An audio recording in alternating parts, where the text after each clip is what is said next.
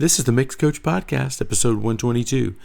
On this episode, we're going to talk to Ian Shepard. He's a mastering engineer, and he runs a website called Production Advice. There's going to be some really cool content, so stay tuned.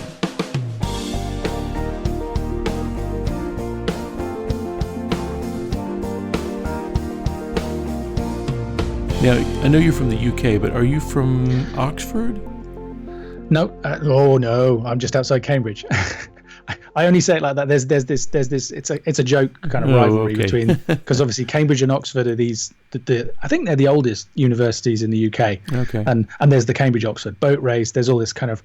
Anyway, no, I'm my brother lives near Oxford. I'm just outside Cambridge. Okay. And yeah, it's 10:30 here, but that's okay. I do most of my talking to people this kind of time of night, because I know lots of people over there in the US, and you're all at least 6 hours, if not 8 hours behind me. So you're all waking up when I'm about to go to sleep.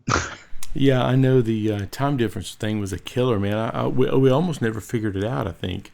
I do it these days by city. The most reliable thing is you find out where somebody is and then you say, okay, time now in Nashville or New York or Sydney or wherever it is. And because there's not only is there the time difference, but there's this whole daylight saving thing. So like the UK is usually on GMT, but now we're on this thing called British Summertime, which is GMT +1. Yeah. And it pretty much, I'd say 4 out of 5 times that gets confused and somebody is an hour early or an hour late. So we hit it on the nail. We did well. Yeah, we did. We finally got it together. Hey, well, see, I've already learned something. I didn't realize that I could just, I did realize it, but I just haven't done it yet. I haven't asked my phone, what time is it in Cambridge? So anyway, I've already learned something. Okay, so I have, I just recently got asked a question from a member of mine, and I'm one of those guys that if I don't know the answer, I try not to beat around the bush too much. I'll just say, hey, I don't know, but I'll find out for you. So that's one of the reasons for this call. He asked me this question about Mastered for iTunes, and I said, you know what? I do have a friend that I can find this out from. So in a nutshell, why don't you kind of just explain to me and for my friend, what does it mean to be quote unquote mastered for iTunes? What does that mean for recording engineers and home studio owners? So it's a set of guidelines that were released a few years ago by Apple. And I mean, I actually got into trouble over this because before Apple officially launched it, there were a couple of albums that were released, and the mastering engineers, I guess, had been involved in the development of it or had been talking to Apple kind of ahead of everybody else, and they kind of did this fanfare of it being mastered for iTunes, and they were all talking about how they'd mastered it specifically to compensate for the sound of the lossy compression encoding, the sort of the MP3 and the AAC formats and all that kind of stuff. And I heard about this and got really upset about it and actually put up a video and a post called calling mastered for iTunes BS, which went viral and got me a load of traffic for my site. But unfortunately, that came back to bite me because, in fact, Mastered for iTunes is absolutely not about making a sound that kind of is tailored to the platform or the encoding format. Okay. Because, when you think about it, the software engineers designing those things are doing their very best to make sure that they don't have a sound. Their goal is to make the stuff you get from iTunes or wherever sound as much like the CD as possible. I don't think there's any need. They call it adaptive mastering, this idea that, maybe if you're doing it for an MP3, you might, I don't know, hype up the top end or maybe not have as much top end or something to do with the bass or tweak the stereo width, all that kind of stuff. That's the bit that I took offense at and that I still think is BS. But Apple were never saying that was a thing either. Right. In fact, Mastered for iTunes is just, they developed a new sample rate conversion algorithm and new encoding algorithms for their audio formats, and I think it was around the time that they upgraded to 256 kilobits per second, the format that they supply their files in. And they also supply a set of tools to help us get better results using their encoders. So for example, one thing that can happen you're not going to hear a big change in the sound, or you shouldn't hear a big change in the sound when you're encoding to these formats, beyond, a little bit of a loss of kind of three-dimensionality and Right. depth and kind of richness. I like to think of it as, it's a little bit more of a kind of carbon copy of the original sound, but that's kind of inevitable. If you imagine you've got a limiter on the output bus of your mix or your master, and it's stopping any clipping, right? So it's stopping the peak levels going above 0. Mm-hmm. If you then encode that to an MP3 file, say, or an AAC file, and then play it back, you might actually find that there are some new peaks that go above 0 when you try and play it back. Right. And that's just because there's so much processing involved in encoding it to one of these formats. Okay. There's a load of filtering that goes on, and so it all gets kind of chopped up and data compressed, and then it gets unpacked at the other end and reconstructed into an audio signal, and that changes the peak level. And the problem with that is chances are that your converters at the other end, or the people listening, don't have any headroom for anything over 0, right? Because digital is never meant to go above 0. Right. So you can actually end up with extra clipping distortion at the other end, and people call those that's kind of encode decode clipping, or sometimes people call it intersample clipping, or intersample peaks. Yeah. Okay. You don't really need to kind of worry about what it is, but the good thing is that Apple give you this tool, this round trip plugin that you can download for free if you have a Mac, where you can preview what your music is going to sound like when it's been encoded and decoded, and it shows you if any of that clipping is going to happen. So that's an example of something that's included in the Mastered for iTunes specification. They recommend that you don't peak above -1, because that's usually enough to prevent any extra peaks that are going to cause you problems anywhere. Right.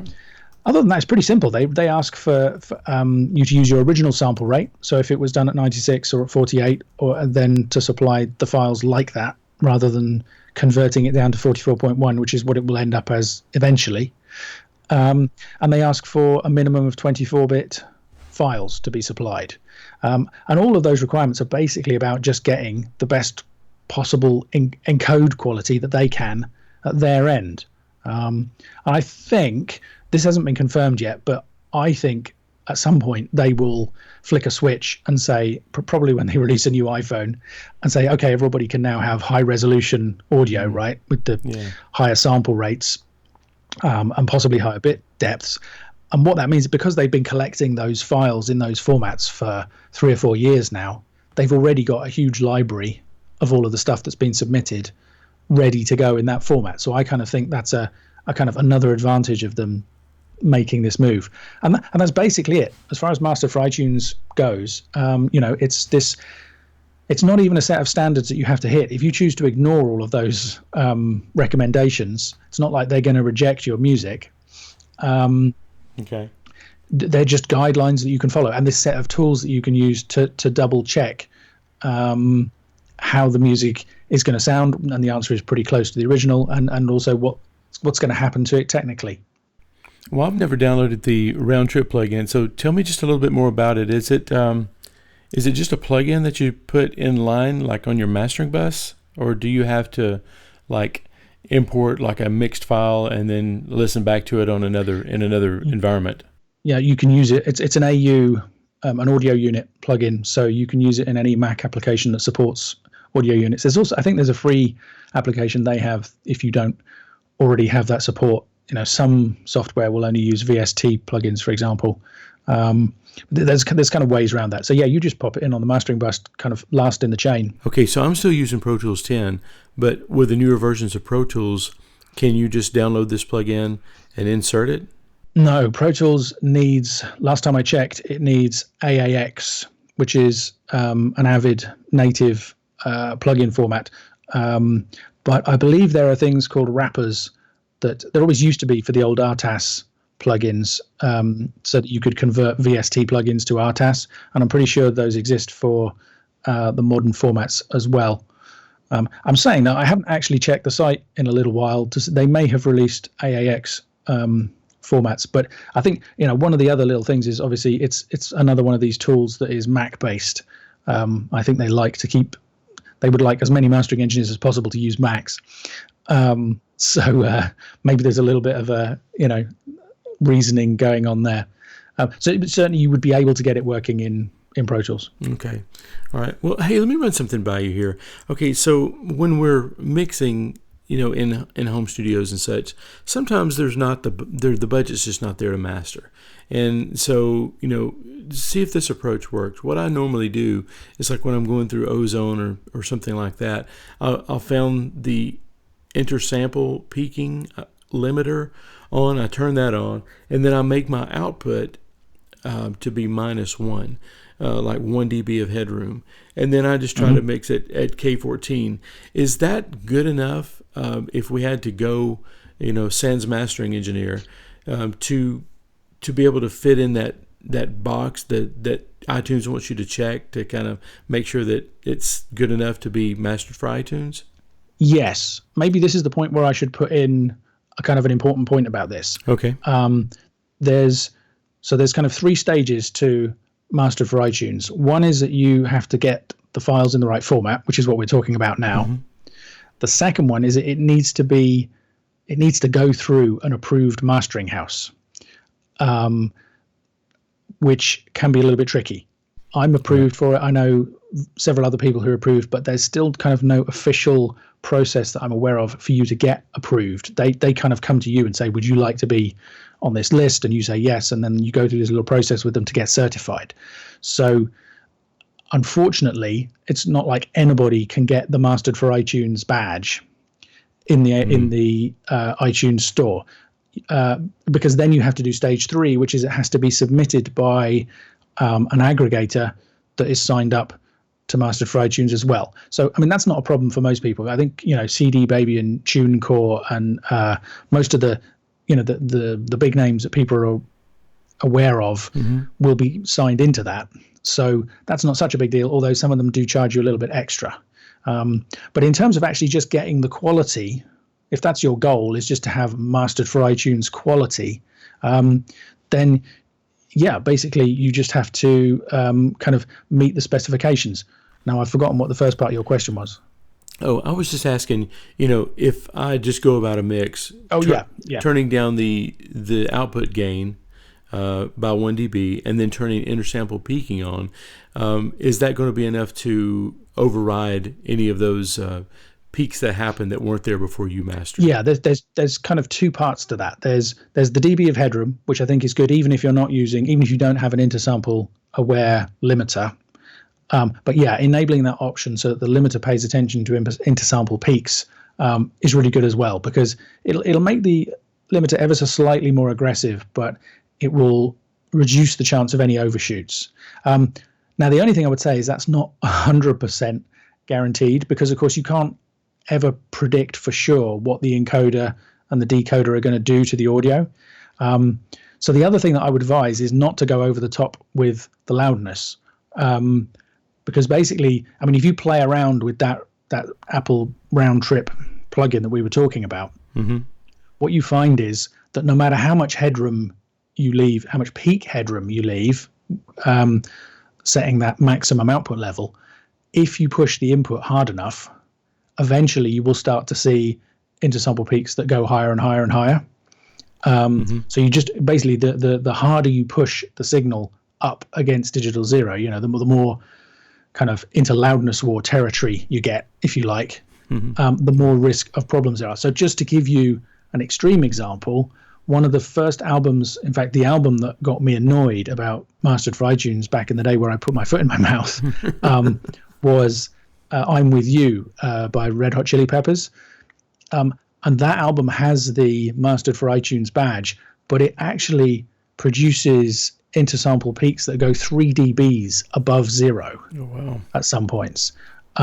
So chances are you're hearing 3 dBs of extra clipping when you listen to it play back that the mastering engineer may not have heard when he was mastering the album or she was mastering the album, because this stuff is a side effect, right, of the encoding and decoding process.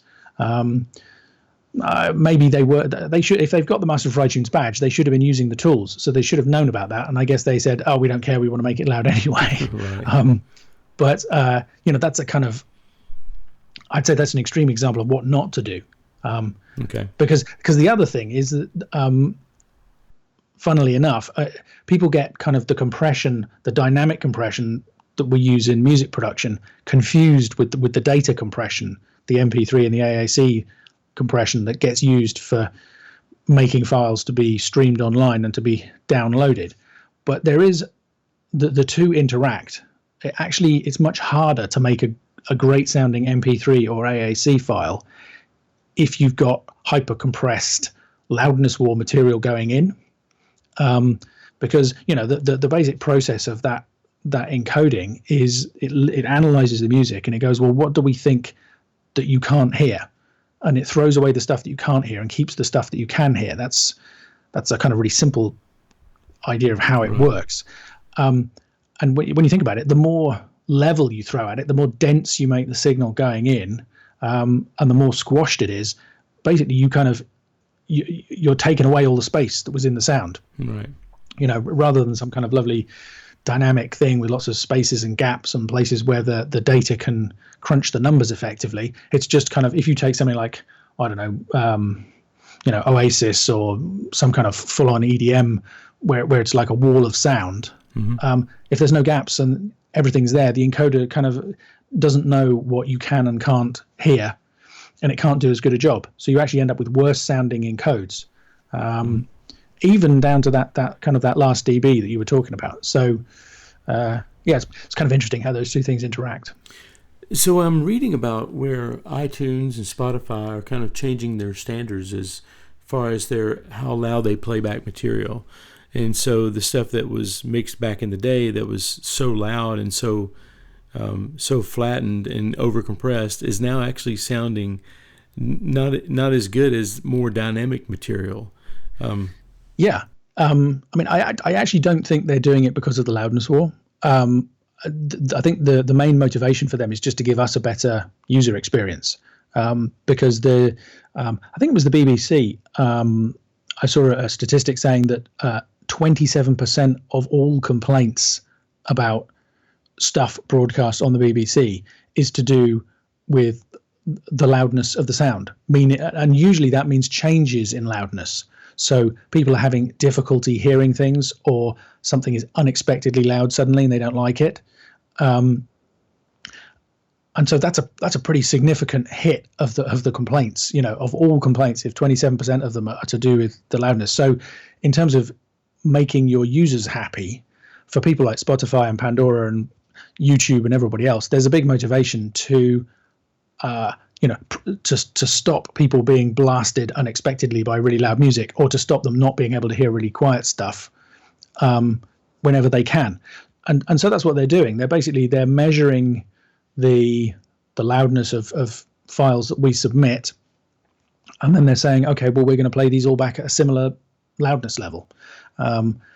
And actually, recently, it used to be there was a big variety between the different platforms, but recently Spotify, who were the loudest, reduced their reference level to -14, actually, LUFS, so for people listening who haven't come across it before, that's loudness units full scale, just like you have dBFS, decibels full scale for peak readings on the digital meters in our DAWs.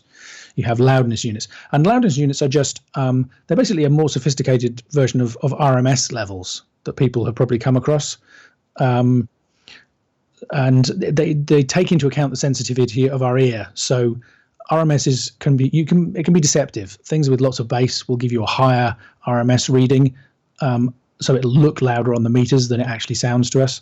And the LUFS, or the loudness units, compensate for that to give you a better representation. So it's a really good way of measuring loudness, basically. And it's nice and easy because 1 LU is the same as 1 dB in terms of changes. So if you turn a signal up by 1 LU, it's the same as turning it up by 1 dB.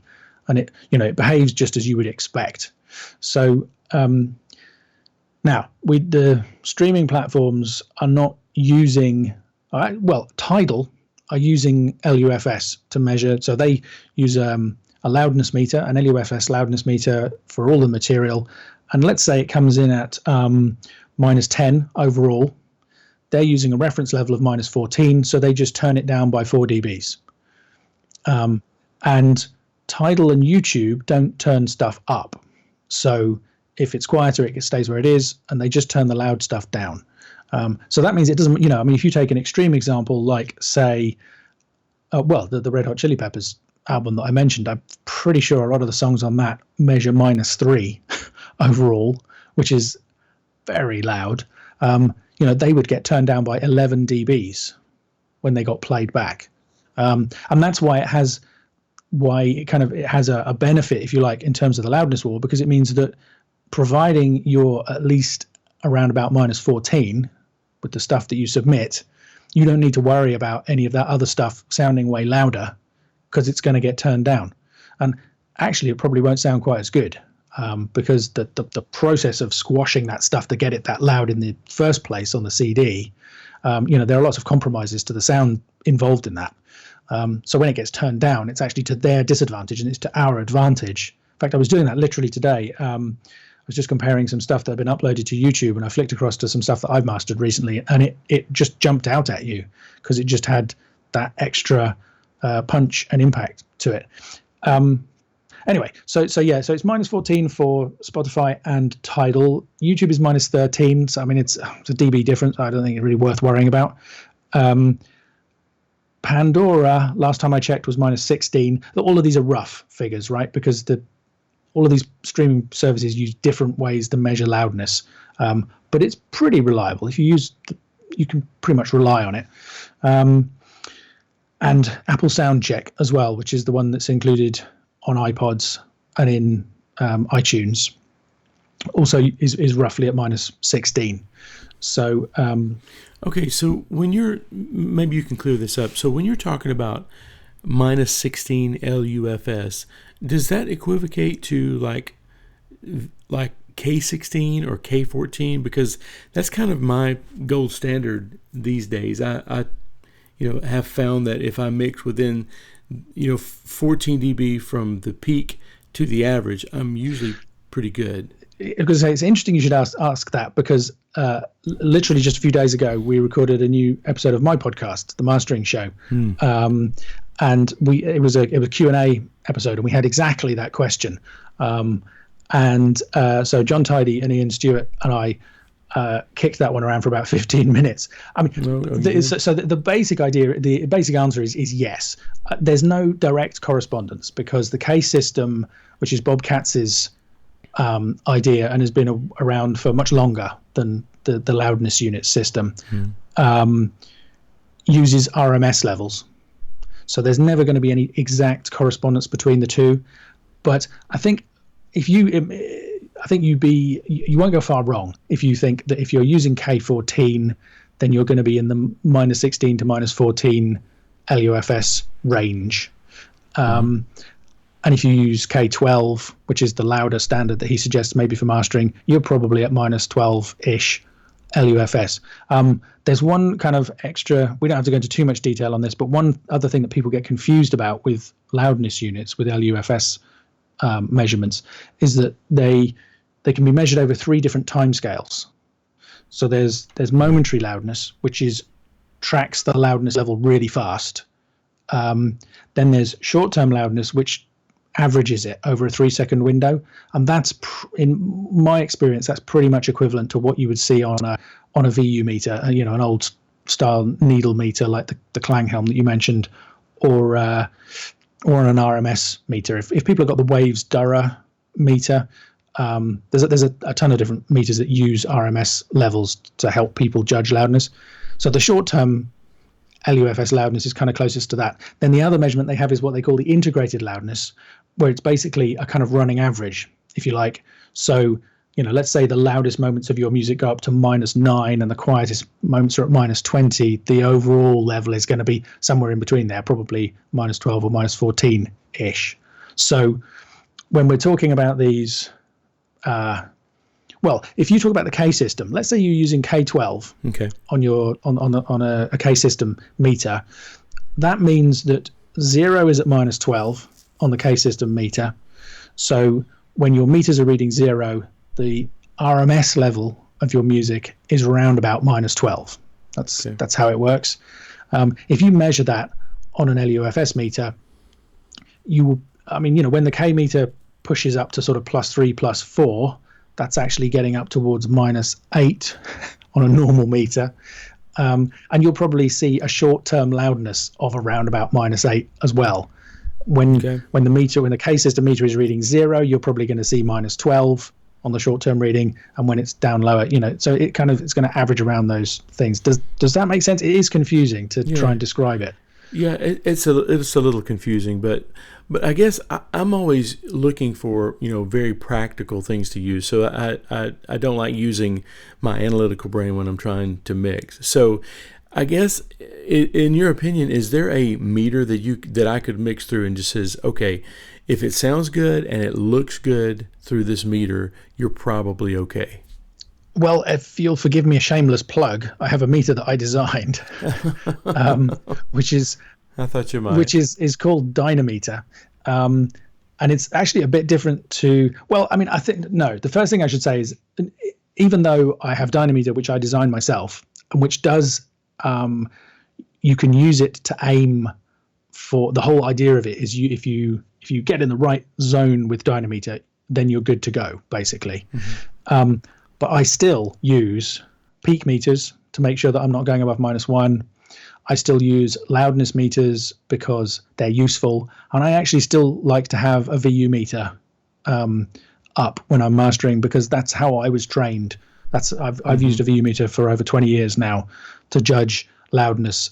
So, I guess maybe it's a bit of a security blanket. But so I wouldn't say that like you could go out and buy Dinah Meter and throw all your other meters away. But Dinah Meter shows something different. It kind of almost ignores the loudness aspect. Because the thing is, loudness is now a bit of a red herring, right? Because, we just said it. If you master your stuff at -4 integrated LUFS, it's going to get turned down by 8 dBs by YouTube and Spotify and Tidal and all the rest of them.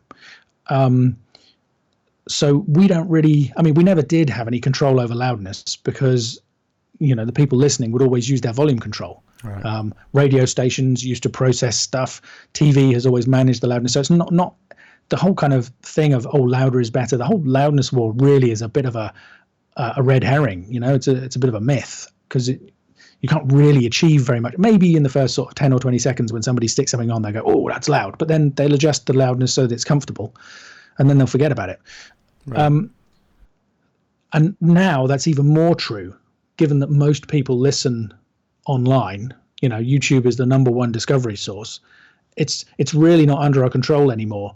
And because we don't know exactly how they judge loudness, we can make predictions using the measurements that we've made and the observations that we made. But at the end of the day, you still can't know for certain until you've actually uploaded a file and get it playing back. So I think we're heading towards a time where loudness is really not that important. And what's more important is to understand the dynamics of your music. And what I mean by that is how squashed it is. What's the contrast between the verse and the chorus? What's the difference between the peak level and the loudness, which can be sometimes it's called the crest factor, because that's a good way of judging how much kind of energy and punch your music has. If you can get a good handle on all of those things, then you're going to be in great shape when the music is played back anywhere. And that's where Dinah Meter comes in, because that's exactly what it measures. It measures the difference between the peak and the loudness. If anybody has seen the TT meter, I don't know whether you've come across that. That's where the idea for Dinah Meter came from. That displays something similar using RMS. So Dinah Meter uses these new loudness units to make its calculations, which is, it's more reliable in my experience, but also it corresponds with what's being used out there in the real world. Because loudness units are the way things are. They're actually controlled by law in the US in terms of adverts on TV these days. And everybody in Europe has signed up to these standards voluntarily to go along with these ideas. So I think loudness units are going to be more and more the way that things are done. And basically the idea of Dinah Meter is it just shows you like a bar, basically, mm-hmm. which is the more dynamic the music is, the wider the bar is. and the more squashed it is, the smaller the bar is. So you can watch this bar kind of squash and unsquash over time, and it also leaves a trace. It leaves a kind of a graph, and it's color coded. So if your music has got healthy dynamics, then you're going to see blue, green, orange, and yellow values. As you start to get to the point where you're pushing it a bit, it'll start to go red. And if you go beyond that, it kind of goes a brown color, which is a little bit of subtle color coding. Yeah, brown. And then it goes gray. And the nice thing about it is it kind of turns things on its head. People are used to kind of pushing the meters as high as possible to get them as loud as possible. Mm-hmm. And these days, that's not the right way to go. You know, you're missing a trick if you do that, because the music's going to get turned down later on, and you've kind of wasted all of that potential headroom that you had. Right. Instead, with Dynameter, what you're looking for is to get that, we call it the PSR, stands for peak to short-term loudness ratio. You don't need to worry about it, but you want to get the bar to be good, healthy colors, and the graph to look pretty, basically. And there's some presets in there with different kind of, you can say what your goals are. If you want a kind of super dynamic 70s and 80s kind of feel for the music, you can choose that. Right. If you want something that's really kind of competitive or aggressive these days, you can choose that as well. And you can also choose each of the different streaming platforms for a number that gives you a guidelines for the overall peak to loudness ratio. And yeah, you basically, you aim to keep the graph in the right area. And of course, you also listen to it, because at the end of the day, we have to, it's all about what we hear.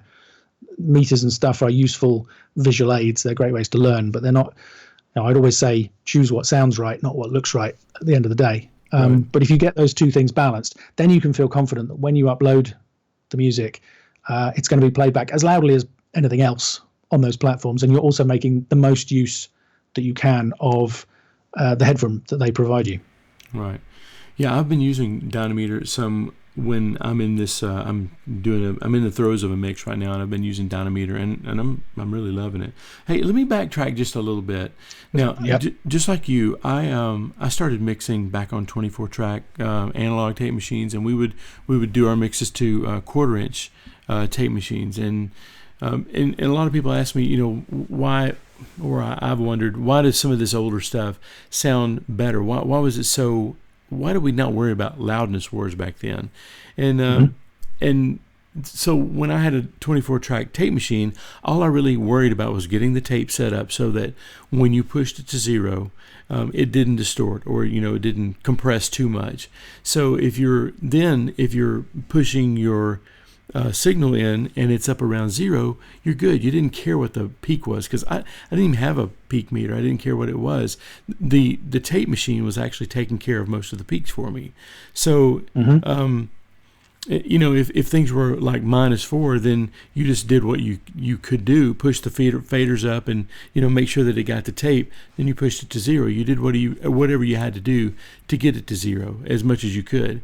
So the modern DAWs now, since they've come out, when they first came out, I never even saw an average meter or a VU meter. It was all peak meters, and 0 dB full scale is really easy. I mean, you can snap your fingers, but it doesn't mean it's going to be loud. You just got 0 dB full scale, full deflection.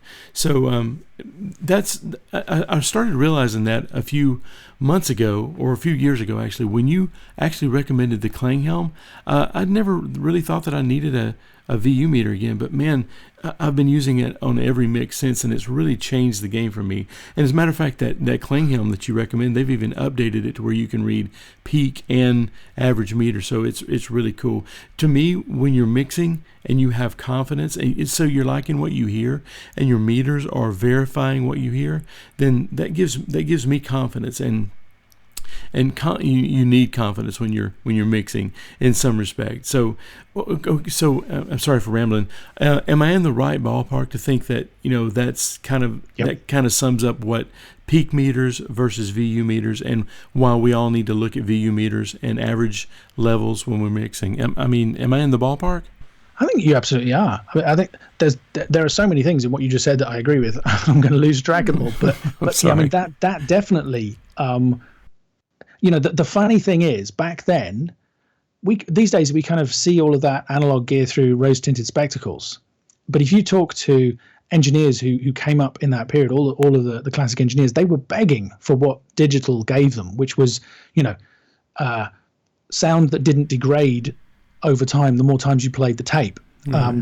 And sound where the noise floor was really low and the distortion was really low. So funnily enough, all those things that we now think of as kind of flavors that we want to get back into our digital recordings at the time were challenges that they were constantly fighting against, which is exactly what you're talking about. So the kind of the limitations of the format, meaning that you needed to get it hot enough so that you had enough signal to noise ratio, so you didn't have it covered in hiss, but not so hot that it was distorting. That kind of process of getting that perfect balance when you were recording to tape and at the preamps and all the way through the signal chain gain structure, kind of almost by coincidence got you into a better place for getting a great sound overall. I think you're absolutely right. The kind of subtle little things like the kind of the subtle peak limiting that happens with, or kind of soft clipping feel of thing that happens with tape, and the same, if you just gentle overdriving of maybe valve gear or tube gear, and all of those kind of factors they were just a fact of life back then. Right. These days, we're kind of all of that is kind of almost being reverse engineered back. This is kind of a crazy situation where you have these plugins that are emulating the limitations of what was there, 20, 30 years ago. Yeah. Yeah. Right. Well, I think limitations are a beautiful thing. Oh no, I agree. Yeah. Yeah. Well, I had a thought, like, what if the analog sound that everybody's looking for is not really a processor, but more of a process that you go through? It's limitations that you have to hold yourself to get the analog sound. It's not necessarily a processor. I remember my first mastering experience. I was in Nashville on Music Row, and that's the first time I ever experienced multi-band compression. And I was asking why they did it, and they said, well, they still had a cutting lathe over there in the corner, and they said, well, when we cut to vinyl, we have to make sure that the kick, if it's too loud, if the kick is too loud, it'll make the needle skip, and you'll ruin the master. And same thing with the sibilants on a mix. If you get too many S's, whereas CDs would duplicate it just fine, analog it would tend to distort. So they had to really watch out for the multi-band compression. And I was just thinking, man, if we mix to those standards, it would be a little harder, but the mixes would happen a little easier. And it's just funny how things are just kind of coming back to the analog days these days. No, well, it's absolutely true. I mean, one of the great people quite often come to me and say, do we have to have different mastering done for vinyl? And my answer to that is, well, not if I master it, because any master that I do is going to be suitable for a vinyl cut. Because I think if you do your mixing and mastering, imagining it's going to go to vinyl, even if it's not going to, you're going to end up with you're kind of imposing those limitations on yourself that you're talking about. And you're going to end up with something that sounds great in a really wide range of scenarios. Now, if you have something that's been super crushed in a loudness war sense, then it makes sense to do a different master for vinyl, because you can't, you can put that signal onto vinyl, but it's just like with the streaming services, you end up wasting headroom. The cutting engineer can't cut it that hot because he would burn out the cutting head on the lathe. So he's never going to cut it that hot.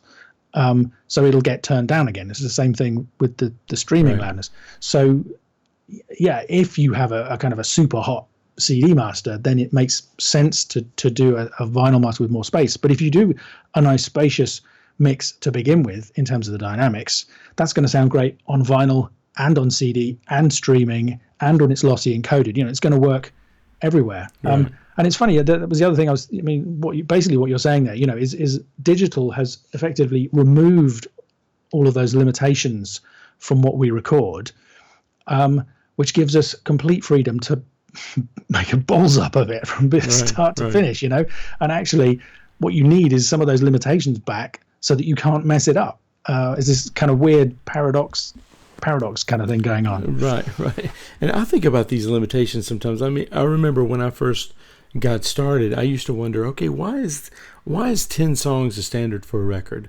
I mean, and then I started looking at, analog tape, and it's like if you're recording at 15 IPS or 15 IPS, then there's about 33 minutes of tape, depending on how much you wanted to get into your leader, but there's like 33 minutes of tape at 15 IPS. But if you sped it up to 30 IPS, there's like 16 minutes of tape. So at 3 minutes or 3.5 minutes a song, that's just enough time for like 10 songs. So I mean, to me, and that's when it became kind of clear to me. But I've never had anybody to like confirm this. It's just all been theory for me. But like the limitation of how many songs are on a record came from a limitation of how many songs you could actually put on a tape. And then, of course, how many tracks. Now you've got Pro Tools that's almost unlimited, or it is unlimited pretty much with tracks. So anyway, it's just another limitation that I was thinking of. I think you're absolutely right again. And I think that also reflects back to vinyl, just in terms of, you have the physical size of the disc. You can pack more playing time on. I remember when I was a kid, there was an Iron Maiden live album that had, I think, 30 minutes per side of the vinyl. But the downside of that is that they had to cut it quieter because you needed to pack more grooves into the space. So the grooves couldn't be as large. So that reduced the signal to noise ratio, made it more challenging for the cutting engineer. And I remember I interviewed Bob Ludwig a little while ago, and he was telling me that in the early days of his career, he figured out a technique with the lathe. He didn't say exactly what it was, but it was a way of packing more grooves in to kind of optimize that process. So yeah, I think 10 or 12 songs, and that's just down, isn't it, to the sort of standard running time of a song, between 3 and 5 minutes, 20 minutes a side of vinyl. It's kind of simple maths, and it's a funny coincidence, or maybe it isn't a coincidence. Maybe that's what figured into the guys who originally decided how big a 12-inch disc was going to be. They were just, how much music do we need to fit on? I think, and personally, I don't know whether you agree with this, I think more often than not, if an album that's longer than 45 minutes is probably too long. Yeah. There's a ton of albums in my collection that are 60 minutes long, I think just because they are on CD and they could be. And if they had just killed 2 or 3 of those songs, then everything on the CD would have been amazing. Yeah. And actually what you end up with is 2 or 3 songs that are, they're okay, but they're not as high a standard as everything else. Yeah, and I can't remember who it was. There was somebody I was listening to an interview with recently, a well-known engineer who was basically recommending to everybody, but he was literally suggesting, if you can't fit it onto 24 tracks, do something so that you can, as in 24 channels in a mix. He was basically, and he was talking about the days when if you wanted to go over 24, you had to slave up 2 machines and get them synced, and of all the disasters that he had with that, where it wouldn't work.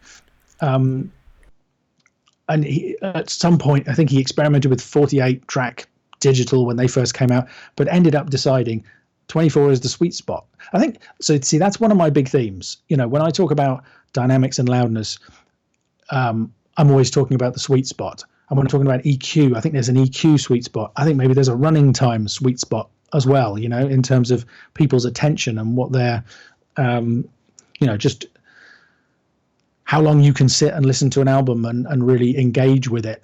I think all of those things, you can have too much and you can have too little. And I definitely feel that about dynamics. I've been talking a lot about not going too loud, but as a mastering engineer, one of the things I do a lot is make things louder.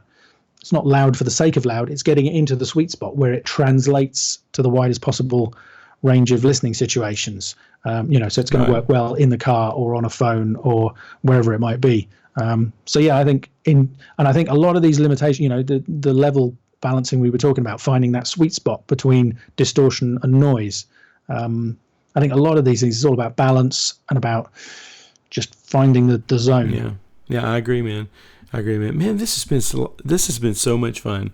I've learned a ton, cool. And I hope that people listening to the podcast have learned a lot too. So how would we follow up and find out more about what you're teaching?